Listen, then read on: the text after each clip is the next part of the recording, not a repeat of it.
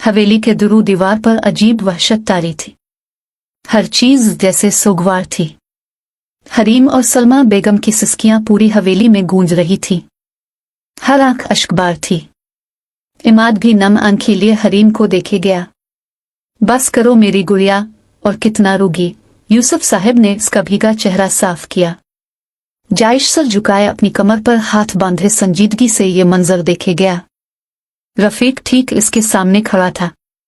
तब इमाद लपक कर इस तक आया था और जायश का गिरेबान अपने हाथों में दबोचा। यूसुफ और रफीक ने उन्हें रोकने की कोशिश की, जबकि सलमा बेगम और हरीम के लबों से चैख बरामद हुई। तुम्हारी हिम्मत कैसे हुई मेरी बहन के साथ ऐसा करने की बुज़दिल इंसान?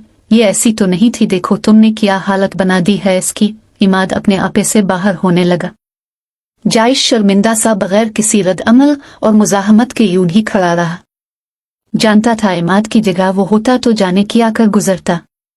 बड़ी मुश्किल से यूसुफ साहब ने इमाद को वापस खींचकर उसे इस पर हाथ उठाने से रोका कि वो अब किसी हंगामा आराई के या फिर किसी नुकसान के होने के मुतहम्मिल हो ही नहीं सकते थे। यूसुफ साहब इमाद को दबोच कर हरीम के पास लाए थे। वो सलमा बेगम की बाजुओं से निकलकर इमाद के सीने से लगी और हिचकियों के साथ रोने लगी।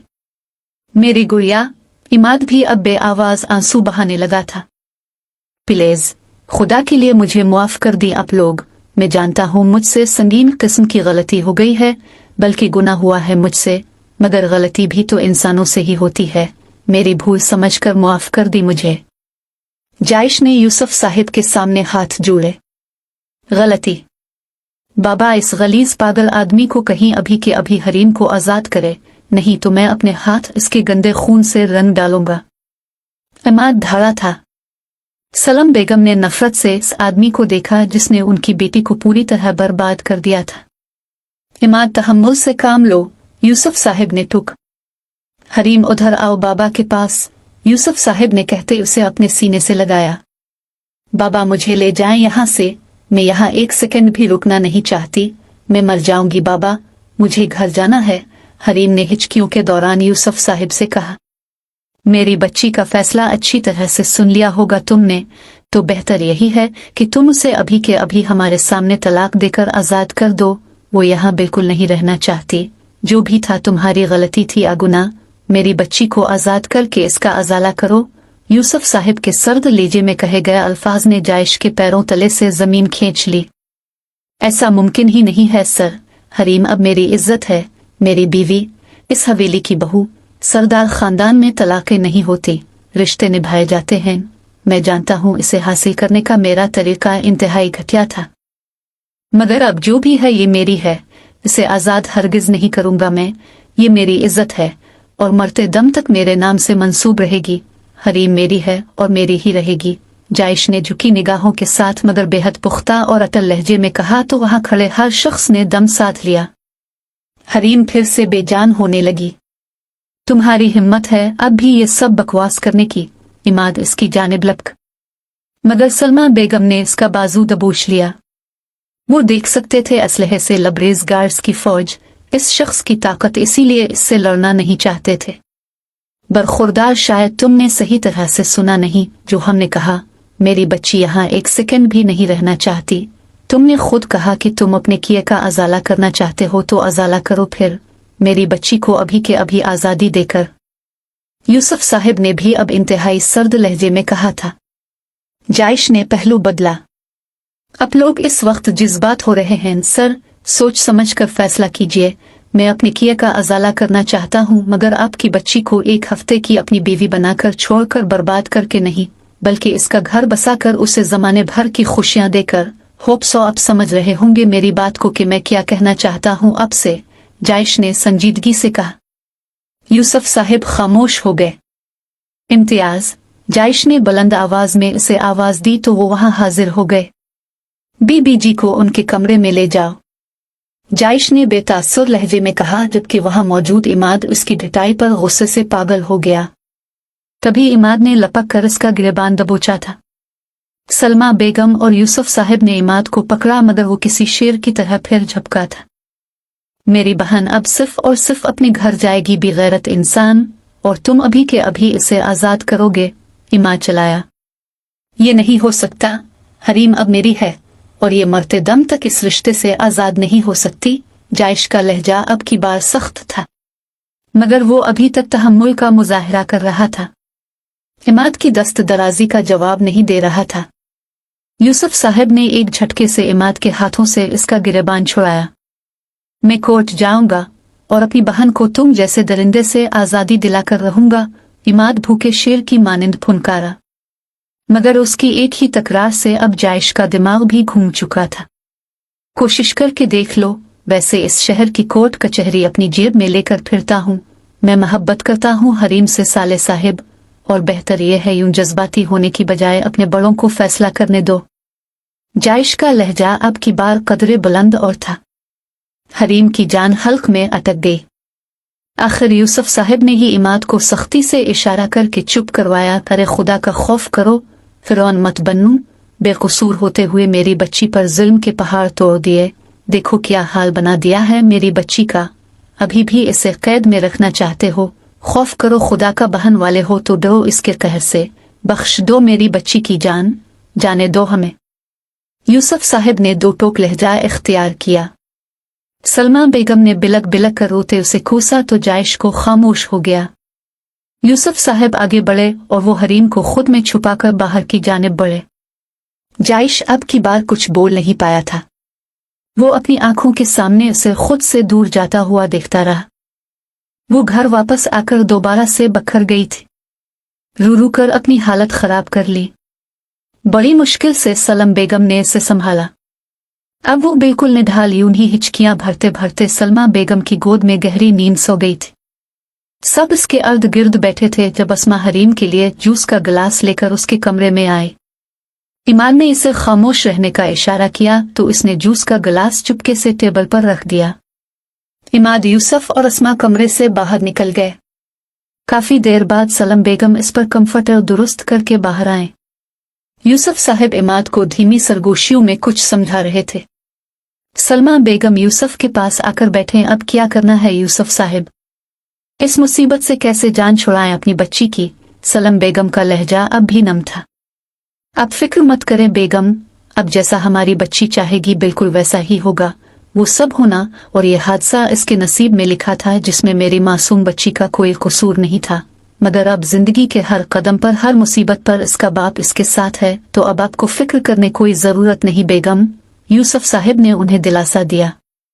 क्योंकि इमाद को वो इस कंडीशन की नज़दीकियत समझा चुके थे, तभी अब वो खामोश था। आज की रात सरदार जायश जहांगीर के लिए बेतहाशा बोझल और भारी थी। रात के 12 बज चुके थे मगर नींद आंखों से कोसों दूर थी। वो अब अपने सीने में अजीब सी घुटन को महसूस करते लान में चला आया था। इसके जाने के बाद इसे मजीद एहसास हुआ था कि वो इसके लिए किया थी। अब वो बैठा किसी गैर मरी नुक्ते को घूरे जा रहा था। रफीक भी अपने क्वार्टर से निकलकर आज खामखा कभी गेट तक जाता तो कभी वापस आ जाता। अब जबकि अपने मालिक को यूं टूटी बिखरी हालत में लान में बैठे देखा तो इसके पास चला आया। सरदार जी, रफीक ने पुकारा। ये जुदाई बहुत दर्दनाक है रफीक। एक वही तो मिली थी जिससे अब लगता था कि मैं भी एक जिंदा और जीता जागता इंसान हूँ। मेरे सीने में भी एहसासात से भरा एक दिल मौजूद है। अब वो नहीं है तो दिल बेजान हुआ जा रहा है। जायश ने बेबसी से अपने लब कुचलते से अपना दिल का हाल बताया। सब्र और हौसले से काम ले सरदार जी, इंशाल्लाह मालिकन जल्द इस हवेली में वापस आ जाएंगी। रफीक ने इसे तसल्ली देना चाहिए। तभी जायश का फोन बजा। उसने पॉकेट से फोन निकालकर कान को लगाया। रफीक, गाड़ी निकालो। और वो फोन सुनते ही अपनी जगह से तेजी से उठा था। सलमा बेगम ने इसे रात के खाने के चंद नवाले जबरदस्ती खुलाकर और मेडिसिन देकर सुला दिया था कि वो ज्यादा से ज्यादा आराम करे। और अब वो अपने बेड पर कदरे पर सुकून होकर नींद दराज थी और गहरी नींद में थी। जब को साया खिड़की के जरिए बहुत चुपके से अंदर दाखिल हुआ। वो साया बेड के करीब आया था और उसकी आहट पाकर हरीम की आंख खुल गई थी। अपने बिल्कुल सामने एक मर्तबा फिर उसे देखकर हरीम के औसान खता हो गए थे, मगर वो अपनी जगह से हल नहीं पा रही थी। वो धीमे कदमों से चलता बेड तक आया और इस पर झुककर इस पर अपना मुकम्मल साया फैला दिया। हरीम की जान लबों पर आ गई। वो धीमे से झुका और उसके माथे पर अपने लब रखे। हरीम, जो कि अब अपने बाप के घर थी, एहतिजाज करना चाहा मगर कर ना पा। अब वो फिर से पागलों की तरह दीवानावार उसके चेहरे का एक एक नक्श चूम रहा था। हरीम के आंसू तकिए में जज्ब होने लगे। वो अब इसके हाथों को अपने हाथों की गिरफ्त में ले गया था। हरीम बेजान होने लगी। इस पर चूंकि इस शख्स की वजह से अंधेरा ज्यादा हो गया, दबाव बढ़ने लगा। एक मर्तबा फिर वो इसकी रूह पर कब्जा करने के दर पे था। सलम बेगम जो एहतियात से इसे देखने इसके कमरे में आई थी, इसे बंद आंखों से बिस्तर पर मछली बेआब की तरह तड़पते देख और चीखते सदमे से बेहाल हुई थी। छोड़ दे मुझे, मैंने कहा, छोड़ी मुझे, करीब मत आए, ऐसे मत छुए मुझे, मैं मर जाऊंगी, दूर हटी, खुदा के लिए दूर हटी।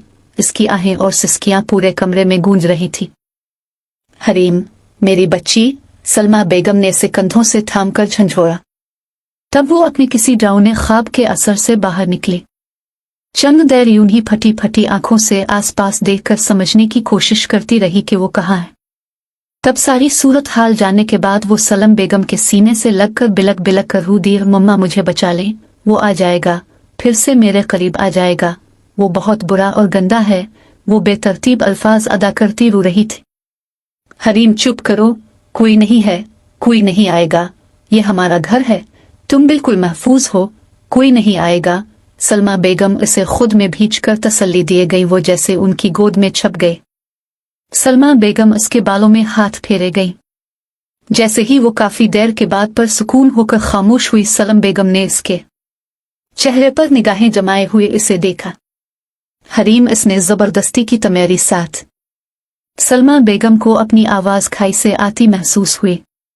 हरीम ने उनकी गोद में चेहरा छुपा लिया और आहिस्तगी से इस बात में सर हिलाया। भला माँ से भी कोई बात छुपाने के काबिल होती है। वो धीरे धीरे सलमा बेगम को सब बताती गई। जायश खुशी से पागल अब अनाबिया के कमरे के बाहर खड़ा डॉक्टर के बाहर आने का इंतजार कर रहा था। वो कोमे से बाहर आ गई थी और अब इसका फाइनल चेक जारी था। नियत के साथ मुराद मलती है। सोचा नहीं था अपने किए का अजाला करने की सोच पर अमल करने से इसे इस कदर नेमतों से नवाजा जाएगा। वो बार बार अपने दिल में सजदा शुक्र अदा कर रहा था। डॉक्टर बाहर आई। मुबारक हो मिस्टर जायश, आपकी सिस्टर अब बिल्कुल ठीक हैं। कल सुबह तक हर किस्म के टेस्ट से तसल्ली कर लेने के बाद हम उन्हें डिस्चार्ज कर देंगे, डॉक्टर ने इसे कहा और चली गई। अनाबिया, वो बेकरारी से कमरे में दाखिल हुआ, मगर वो इसे देखकर रुख फेर गई। मगर जायश जबरदस्ती आगे बढ़ा और इस कमजोर से वजूद को सीने में भींच लिया। जो हुआ इसमें तुम्हारा क्या कसूर था पगली? जायश के कहने की देर थी जब वो बिलक बिलक कर रूद। जायश ने इसके बालों में हाथ फेरा। तब वो आहिस्ता आहिस्ता अपने दिल में दफन इस दर्दनाक राज से पर्दा हटाती गई, जो कि कुछ यूं थी। स्कूल का स्टाफ रूम बिल्कुल खाली था। सिर्फ अनाबिया वहां मौजूद थी। स्कूल का रूल था स्टाफ के आधे घंटे पहले बच्चों को छुट्टी हो जाया करती थी।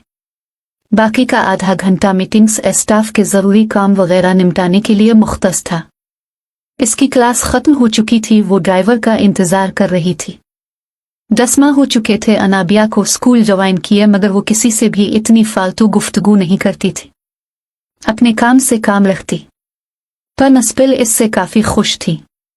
फैजान एक शैतान सिफत इंसान था जो 10 माह से इसके नौखेज हसन पर आंख रखे हुए।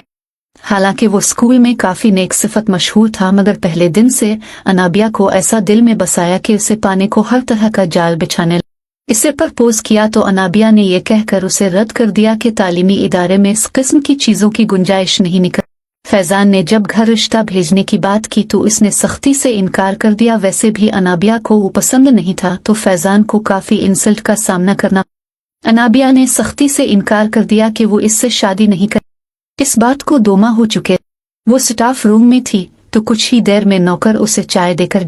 अनाबिया को नहीं मालूम था कि वो चाय नहीं, उसकी बर्बादी है, क्योंकि फैजान ने नौकर को पैसे खुलाकर इस चाय में नशा आवर चीज मिलवाई थी।